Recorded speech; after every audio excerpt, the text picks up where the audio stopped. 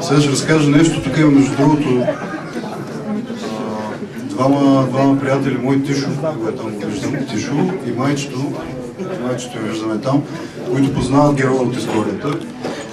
Един колега мой, понеже има и много търговци, тук аз също съм работил като търговец, един колега мой, казва се Найден Марк, не прощава, че споменавам името. Историята се случва в Арома. Арома, казвам, Арома. Историята се случва в Арома. Това не е реклама. Аз вече не работя в Арома. Не работя там. Но първият ми работен ден в Арома. Трябваше да сменям стар супервайзор, аз нов супервайзор, трябваше да сменям стар супервайзор с нов търговски представител, въпросен Найден, с който трябваше да ходим на двудневен курс в Видин. И се натварихме ние в едно Ивеко, такова пълно голямо, обаче Ивекото с две места, ние трима. И сега аз се чудя какво да правя, тези двамата стари, аз нов.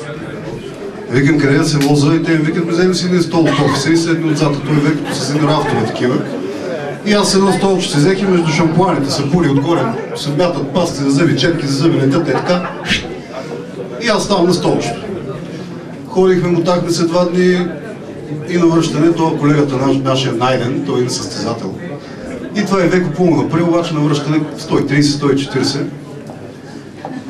И между Враца и Монтана, не имаме между Монтана и Враца всъщност на връщане, не спират едни полицаи. А този стария супервайзор, който аз приемах, той пък беше голям черногледец. Значи, ако може нещо да се случи, то задължително ще се случи, стига да ти го е казано, че ще се случи.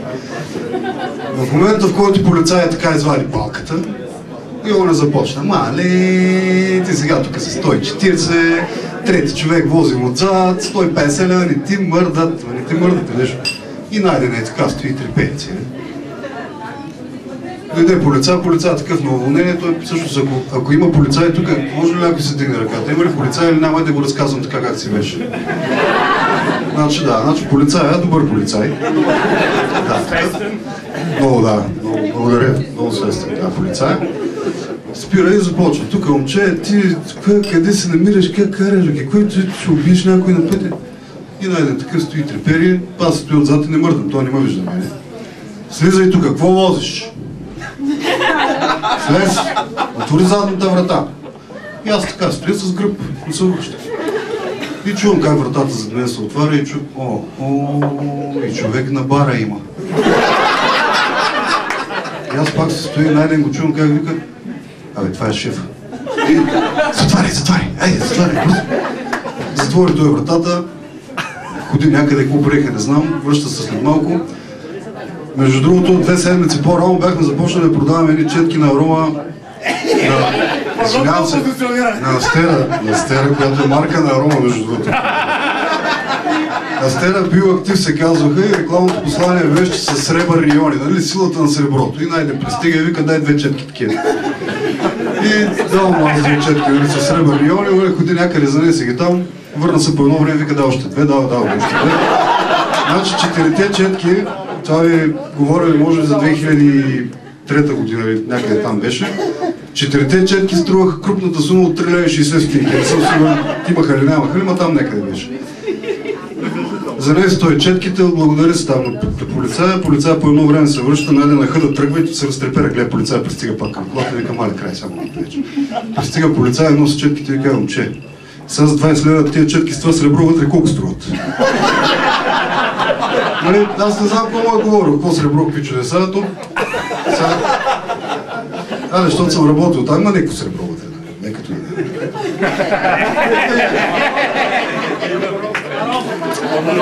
И това ми беше, нали, тръгнахме си и всичко свърши така. Това ми беше първото ходене с него. Последното ми ходене с него беше когато аз давах, от нас приемаше нов човек. И на мене вече ние двамата се познаваме, приятели, връщаме се пак на същото място, същите полицаи. Това се случва 2 години по-късно. Може би или година и половина. Същите полицаи, но този път не го спряха, той спря сам. Отвори си прозорчето, пристигна полицая. Найдене, какво става, бе? Къде ходиш, бе? Пак караш бързо, момче. Той стига, бе, нали знаеш, връщам се тук, 2 дена съм бил във Видин. Стига, бе, човек, моля се, бе. Стига си ми се моля, бе. Кога има на промоция днес? И най-ден той човека, понеже редовно там, значи аз предполагам, че врачанската полиция всичките се бръсне с Викинг. Викинг е на Рома, това. Шеф, че такова, ако не знаете. Всичките се така бръснат използват Викинг, мият се зъбките с четки астера, ползват пастите, да, с ребърни иони и така. И човека много промоция е раздавна там. Те с полицая явно бяха станали първи приятели, защото къде ходи се, нещо на промоция, има да ли? Надя, вика, няма, всичко свърши. Е хубаво да е нещо в акция, той човека вече научи такива термини, дали промоции, акции, двойни точки, тройни точки, не знам какво. Да, нещо в акция няма, вика, всичко свърши, няма, разбираш, няма. Е, добре, да има, ти беше, вика, с превишена скорост, какво прави? Надя вика, чакай, страшно, сетих се. И отива и Ваден, бяхме почнали на една нова боя за коса, между другото сеш. Рома стил се казваше.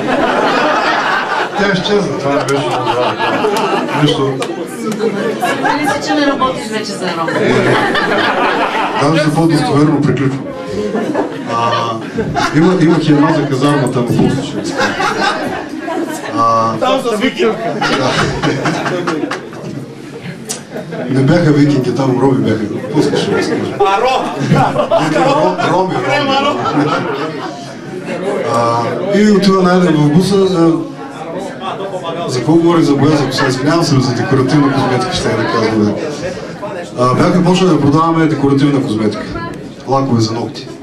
И излиза Найден с 2 лакови карти. Сега, понеже тук има мъже много, лаковата карта е една пластмаса, на която има нарисувани цветовете на лаковете.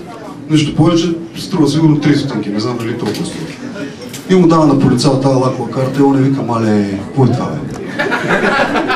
Той вика, човек, дай го на жената, много ще е много. Това вика, лакова карта страшна. Но вика, това за какво служи, бе? Абе, ти го дай, страшно ти е благодарна. Найде спокоен, защото това му последен курс, той повече там няма хора. И полицая отиде, занесе лаковата карта, след малко пристига и другия му колега. Той е патрулката. Пиково ли го бе виждал, бе? Пристига, абе, колко такива имаш? Найде, вика, бе, тук имаме една-две семейства. Абе, може ли да дадеш, защото гледа, ние сме двама, там другата смяна имала още двама някакви. Нали, те женени явно.